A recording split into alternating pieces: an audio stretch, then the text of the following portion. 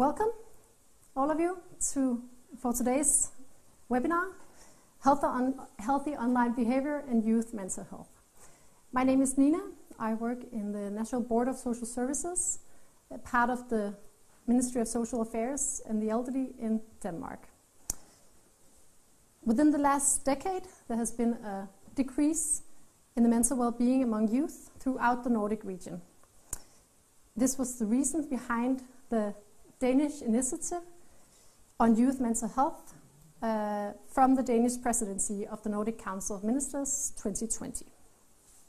In a short bit, I will present the background for this project, the Nordic Network for Youth Mental Health, youth mental distress, and the overall findings during this project.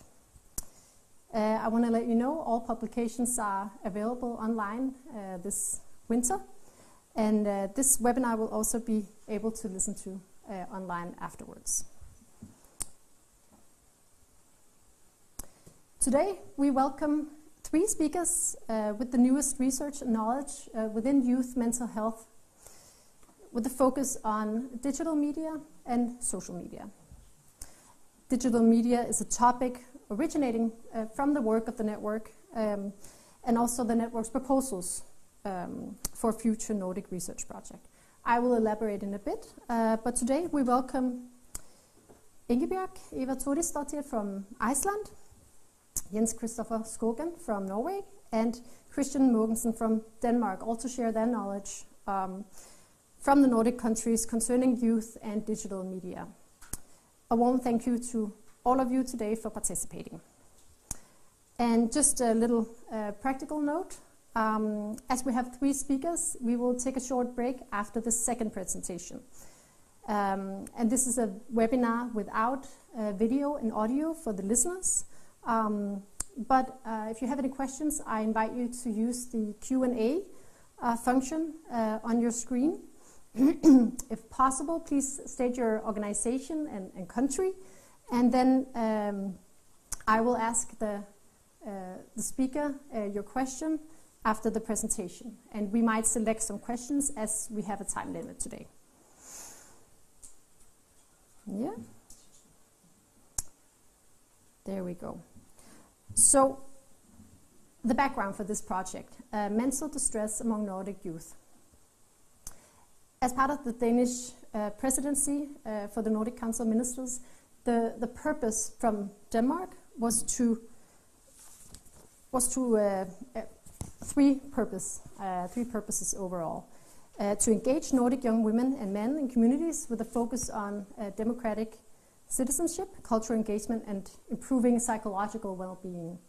Also to strengthen the knowledge and skills of the professionals in contact with the people, and also to strengthen communities across the Nordic communities and countries, and strengthen cooperation across health and social fields.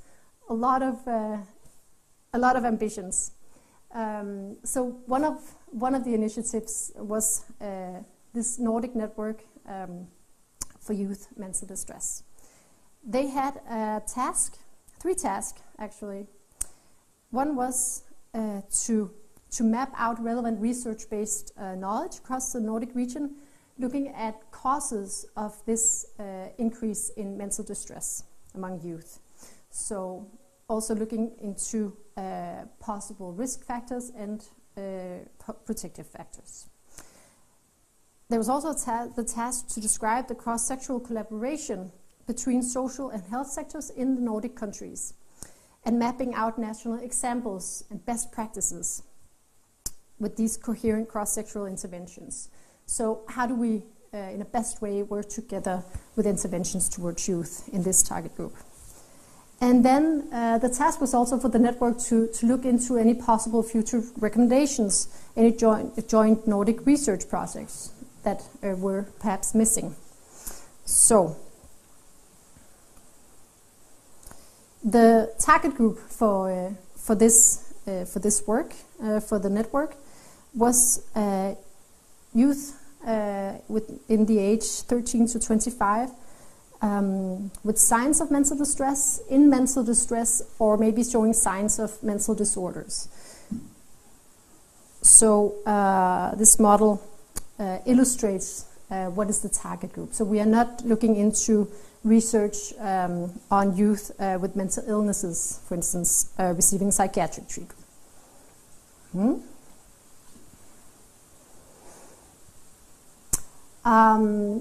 I will highlight some associated factors to youth mental distress from the work in the network.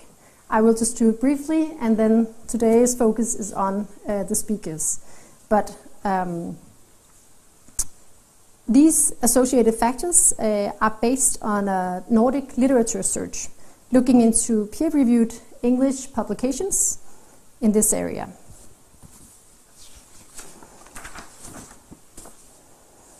So the task was to look at any possible causes of increases in mental distress among youth. The Nordic network did not find direct causes. What we did find was associative factors and connections, and especially risk factors. Also, the Nordic network discovered a knowledge gap in protective factors.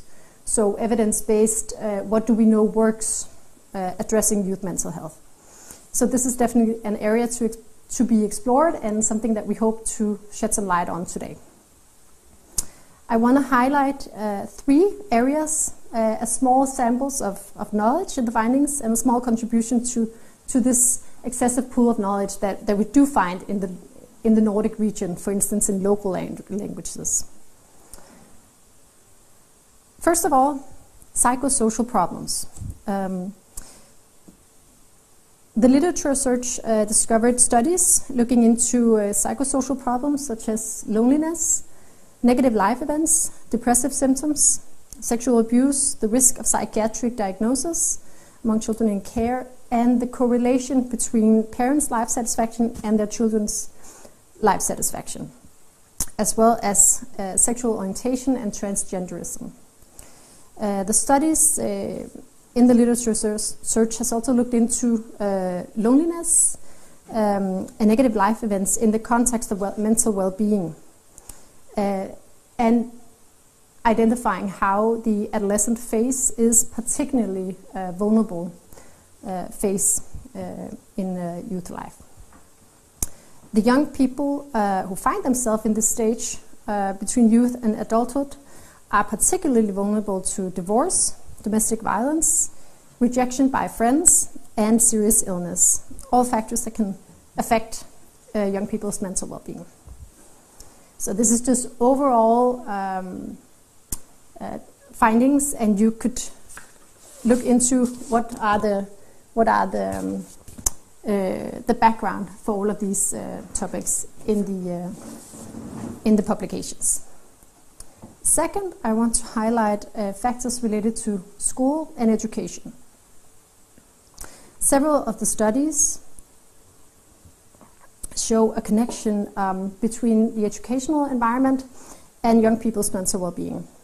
So here we're talking about the psychosocial environment in schools, the academic skills of the young people, and the importance of budget cost in school arena. So what the literature search discovered or identified was also that a good social environment can have a positive influence on young people's mental well-being, and the opposite. Other studies would highlight grades, academic performance, and motivation in school as being linked to young people's mental well-being.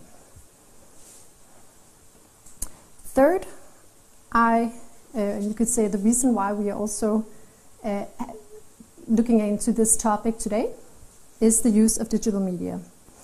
The development of digital technology has affected young people's access to information and social interaction.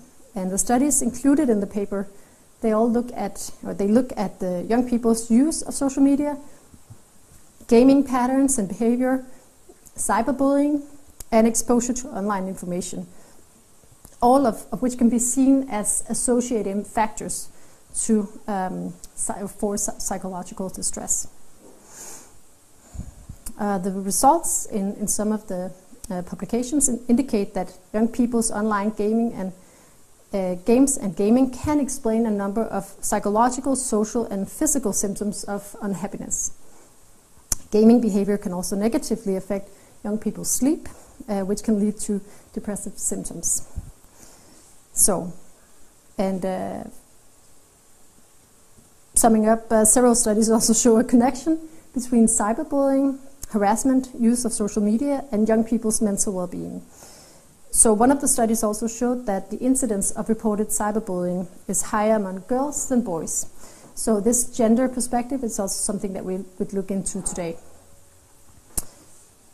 Yes.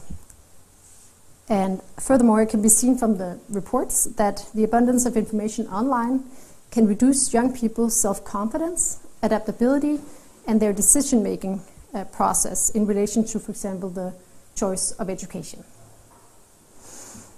So, that was very, very briefly some findings from the first report in the network. Second, they had a task at looking into cross-Nordic collaboration models and best practices. And I don't want to take too much time looking into this. It's easier to go online and looking at the examples. But these are just some, just a selection of best practices and interventions, and cross-sectoral national strategies that can be found in the Nordic region. So they are not a complete listing of efforts, of course, from the Nordic region, but something that was highlighted from the Nordic network. Something that I did not mention to begin with was that the Nordic network consists of professionals from social and health area, for instance, ministries found in the Nordic region.